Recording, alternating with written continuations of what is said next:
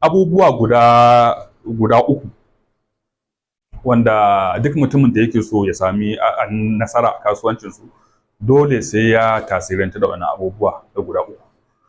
Abubuwa ne guda uku wanda duk wani ɗan kasuwa wanda yake so ya sami nasara a kasuwancinsa ya kamata ya san su. Abu na farko shine abin da ake cewa passion. Wato shi abin da ake nufi da passion shine me?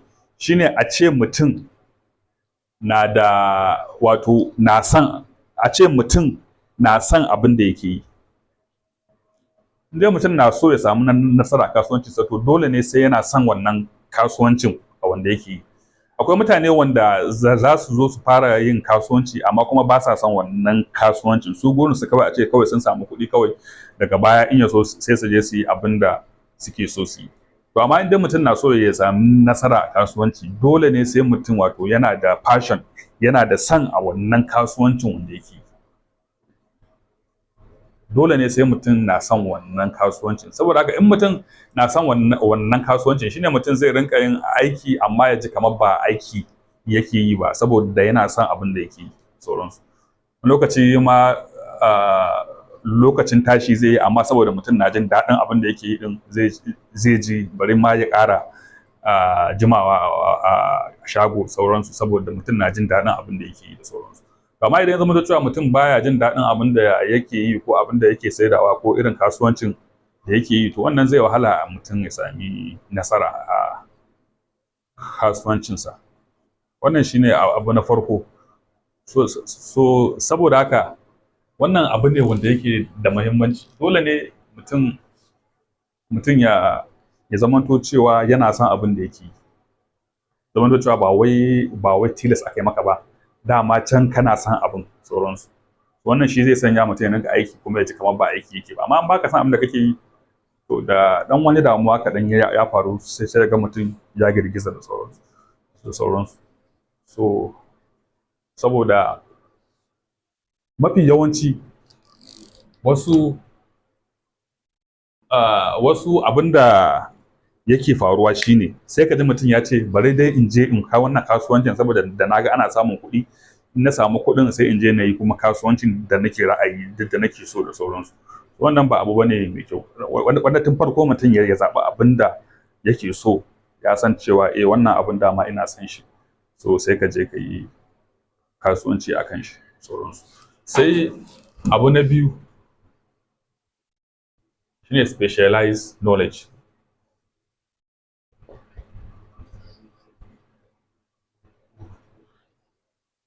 Duk yanda kake son abu da ya zamanto cewa baka da ilimin wannan abu za ka samu cewa wato akwai damuwa.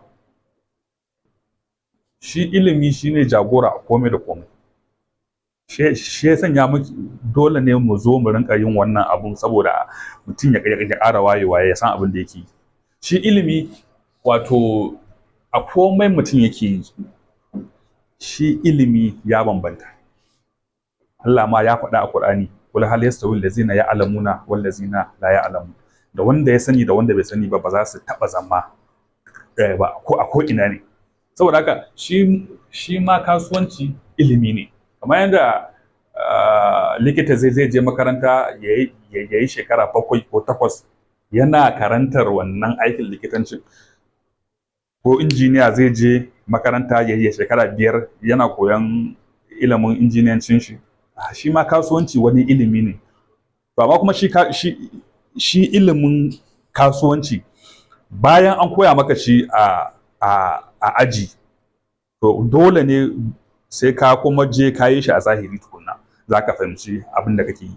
Kuma kowane kasuwanci akwai abin da ake cewa trade secret. Kowane kasuwanci yana da nashi sirrin a ciki. Wanda suke yin kasuwancin kuma wanda suka sami nasara a wannan kasuwancin su ne kawai za su gaya maka sirrin da ke cikin wannan kasuwancin.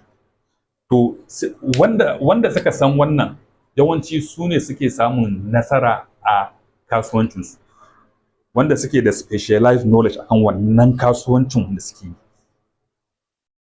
So shine wannan abu ne wanda yake da muhimmanci. Duk inda kake son abu in ya zama cewa ba ka da ilimi akan wannan abun, ba lallai bane mutum ya sami nasara a rayuwa. Saboda haka idan kana kasuwanci kullum ilimi kake ƙara yi, saboda kullum kana harka ne da mutane, kullum kana harka ne da mutane sauransu. So saboda haka idan yau aka zo kai wani abu ba daidai ba, kada wai ka rinka ji cewa ka ɗauki wannan abun a matsayin lesson. Abin da ake cewa lesson shine ka ɗauke shi a matsayin darasi, yanda gobe idan aka zo maka da irin wannan abun kuma ba za ka ƙara maimaita kuskure irin wannan ba. To ta haka ne mutum zai ci gaba a duk abin da yake a rayuwa. So kuma shi kasuwanci ba abu bane wanda zaka je ka koye shi a littafi, ko dole sai ka yi shi a aikace tukunna zaka san abin da kake yi. Saboda wato shi wani abu ne wanda kake yin shi direct da mutane, to kuma ɗabi'un mutane ya sha bamban daga wannan zuwa wannan. Wani abin da za ka yi masa ya ji daɗi, wani kuma in kai masa sai ka ga cewa ransa ya ɓaci. Saboda haka wato ita harka da mutane kusan wani abu ne wanda kusan ba abin da ya kai shi wahala a duniya. Harka da mutane abu ne wanda yake da matuƙar wahala a duniya, saboda ɗabi'un wannan daban, ɗabi'un wannan daban, ɗabi'un wannan daban. To amma a matsayinka na ɗan kasuwa kullum ya zama cewa kana ƙara gogewa da mu'amala da mutane da sauransu. Saboda ɗan kasuwa ne wanda kullum sai ya yi mu'amala da mutane kala sauransu. So wannan abin shi zai sanya mutum ya goge da sauransu, ya kuma san abin da yake yi.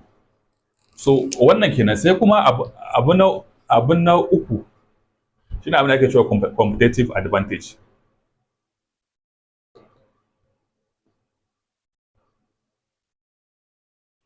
So duk wani business wanda ya sami nasara a rayuwa yana da wannan competitive advantage din.